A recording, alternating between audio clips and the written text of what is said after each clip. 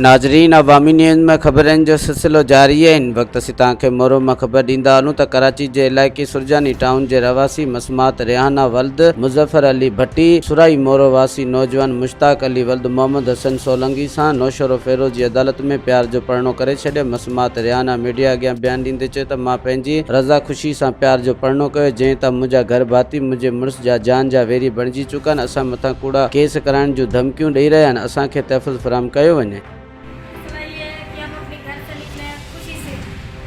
अपनी मर्जी से शादी की है और अपनी मर्जी से निकले हैं, घर से कुछ भी नहीं लेके आए।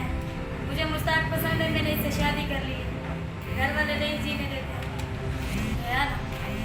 जो खानदान है, जो मेरे पेरेंट्स हैं, अगर वो आप पे केस करना चाहते हैं तो भी ये सब झूठ समझे आप। अपनी मर्जी से शादी की और घर से कुछ भी नहीं लेके निकले। मज़ीद खबरों और तफसीलात के लिए विजिट करें हमारी वेबसाइट www.awamiNewsHD.com।